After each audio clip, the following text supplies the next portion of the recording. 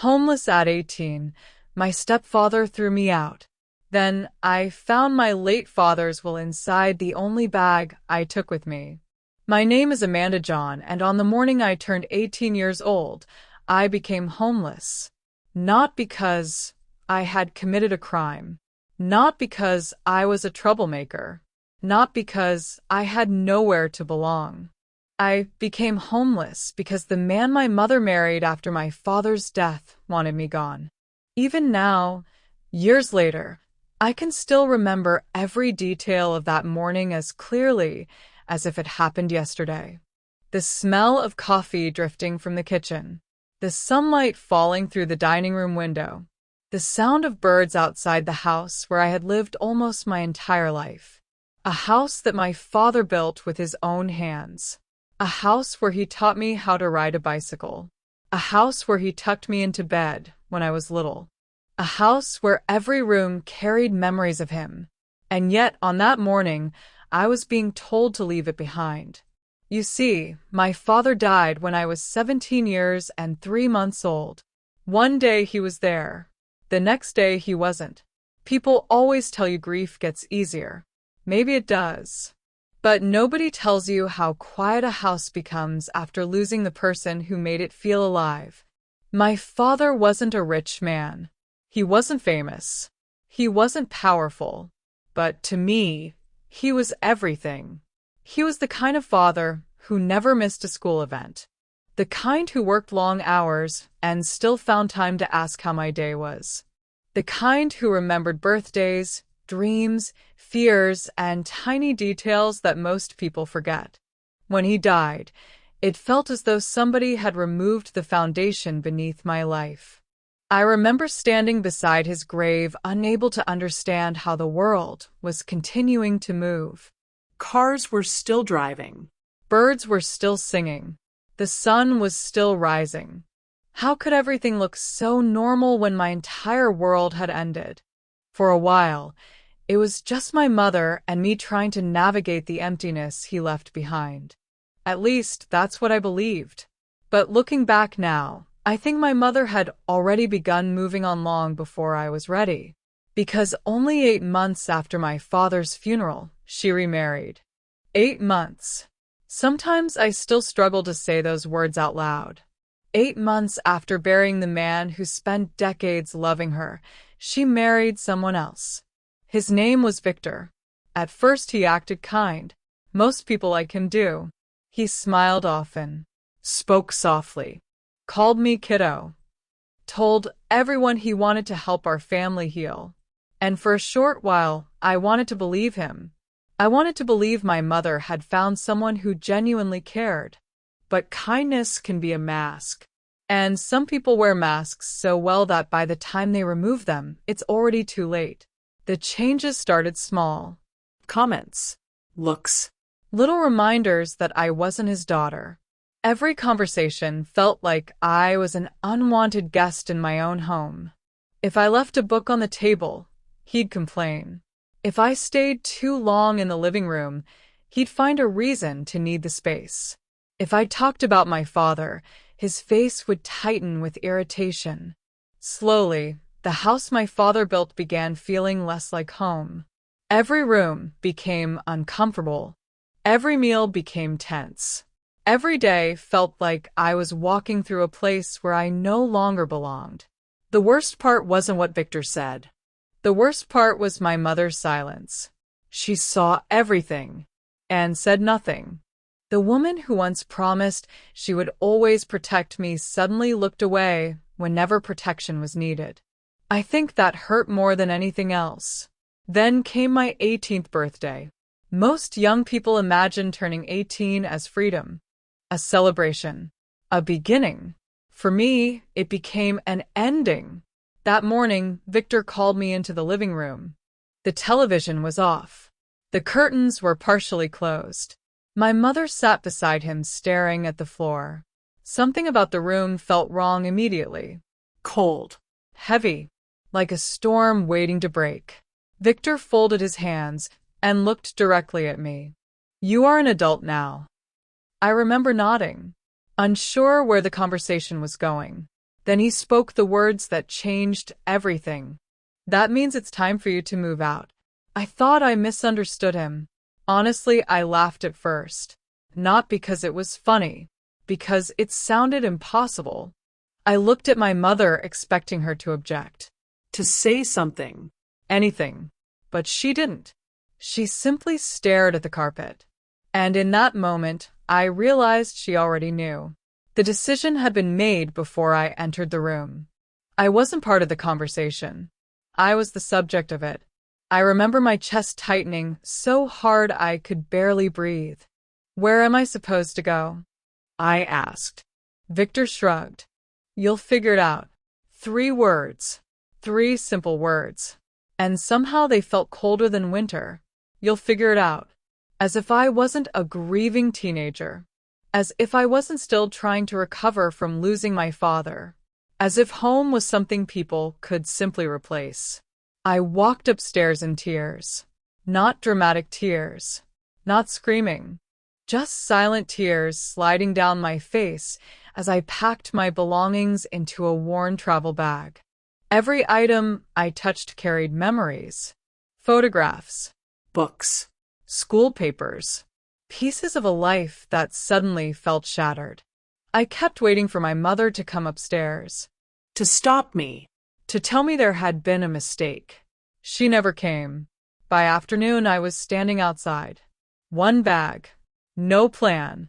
No destination. No idea what happened next. The front door closed behind me, and just like that, the house where I grew up was no longer mine. At least, that's what I believed. What I didn't know was that my father had already seen this possibility coming, and he had left something behind. Something hidden. Something that would change everything. Hours later, exhausted and heartbroken, I sat on a bench near a small bus station several miles away. The sun was beginning to set. Orange light stretched across the pavement. People moved around me, carrying on with their lives, while mine felt completely broken. I opened my bag, searching for a sweater. The evening air was getting colder. As I reached inside one of the side compartments, my fingers touched something unusual. An envelope. Old. Folded. Yellowed at the edges. I frowned. I had never seen it before. My name was written on the front in familiar handwriting. The moment I recognized it, my heart stopped. It was my father's handwriting. I stared at it for several seconds, unable to move, unable to breathe, unable to understand. My hands shook as I opened the envelope. Inside were documents. Legal documents. Official documents. And at the very top was a copy of my father's will. I read it once, then twice, then 3 times, because my mind refused to believe what my eyes were seeing. The house. The house I had just been thrown out of. The house my stepfather claimed authority over. The house my mother allowed me to leave. My father had left it to me. Not when I was 17. Not immediately after his death. But upon reaching adulthood. The property. The land. The house itself. Everything. Mine. I sat there on that bench, crying harder than I had cried since his funeral. Not because of the house. Not because of the money. But because even after death, my father had still protected me. Somehow he knew. Somehow he prepared. Somehow he left a final act of love hidden inside the only bag I carried away from home. And for the first time since being thrown out, I no longer felt abandoned. Because my father was gone, but his love wasn't. And what happened after that would shock the very people who believed they had taken everything from me. I must have read my father's will 20 times that evening. The words never changed. The meaning never changed. Yet my mind kept refusing to accept what was right in front of me. The house belonged to me. Not partially. Not someday. Not after someone else's approval. Legally, according to the document in my trembling hands, the house my father built, the house where I took my first steps, The house I had just been thrown out of only hours earlier belonged to me. I sat alone on that cold bus station bench until darkness covered the sky. Cars came and went. People passed by. Streetlights flickered on one by one, but I barely noticed any of it.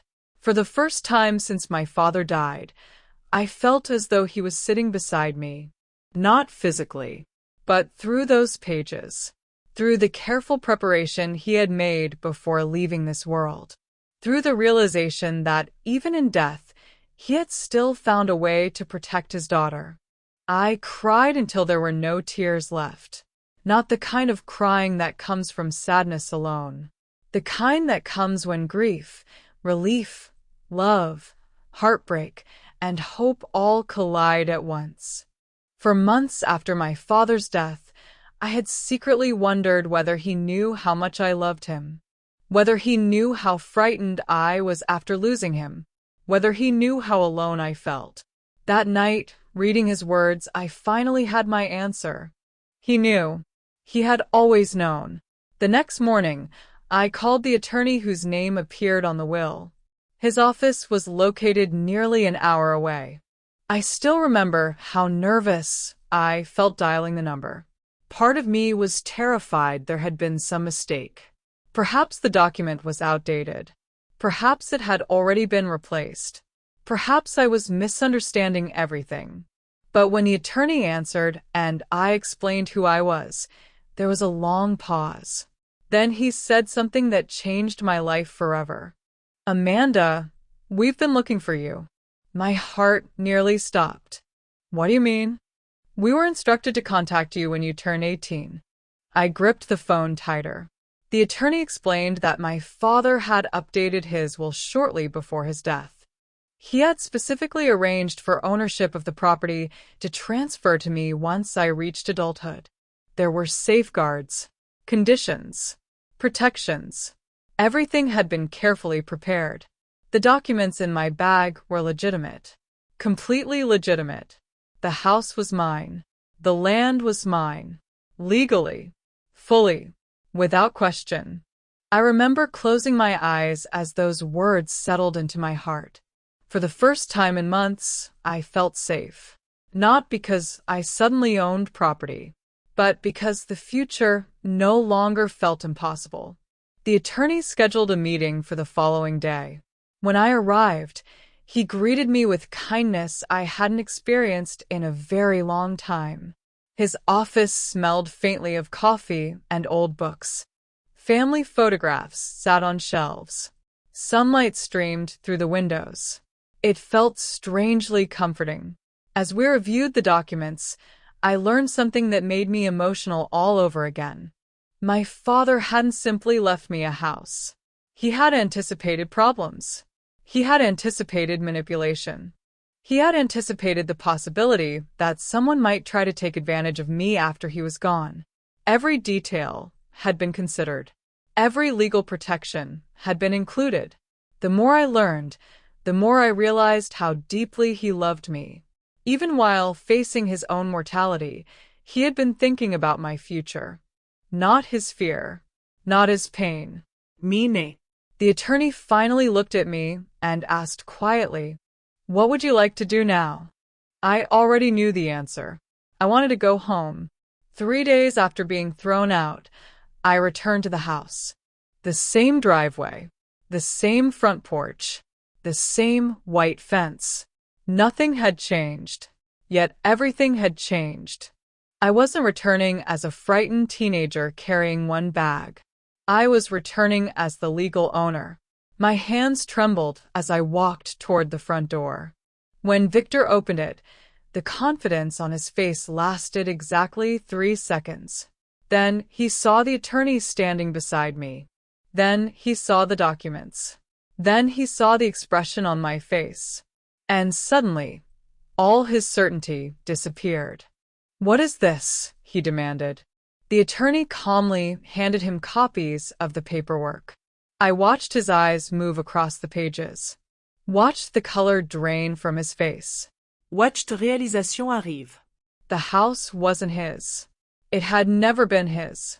Everything he believed he controlled was slipping through his fingers. For several moments, nobody spoke. The silence felt almost unreal. Then Victor looked toward my mother. She looked terrified. Not angry. Not surprised. Terrified.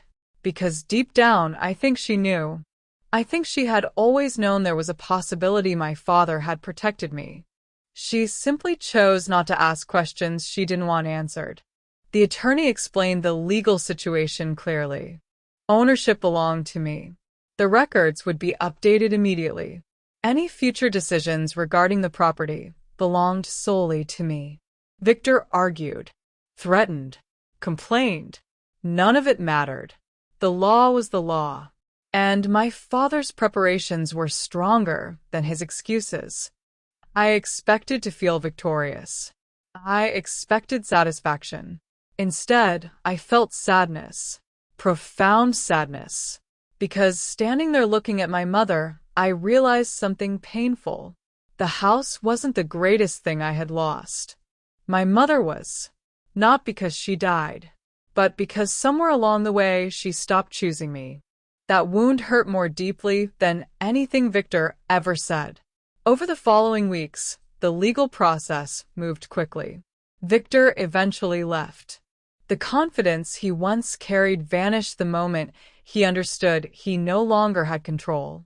Without the house, without the authority he imagined he possessed, he became exactly what he had always been.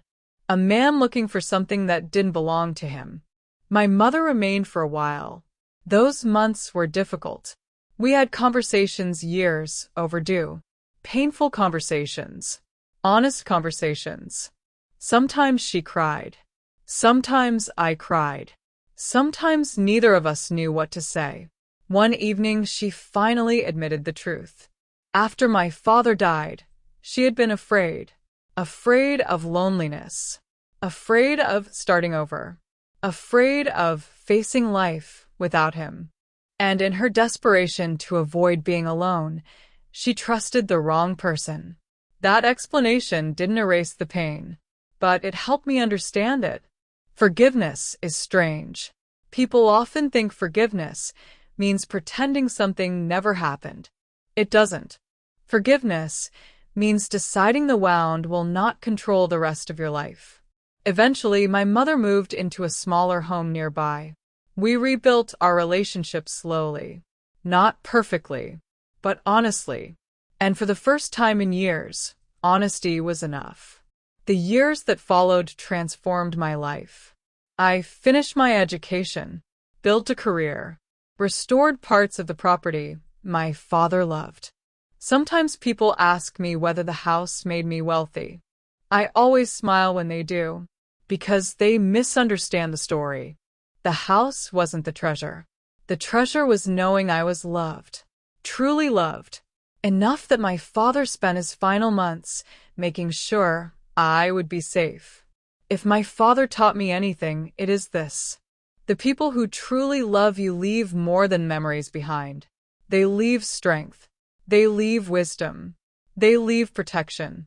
They leave pieces of themselves woven into your life so deeply that even death cannot remove them.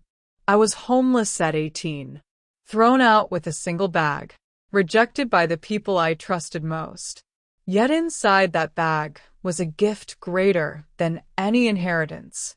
Proof that my father's love never left.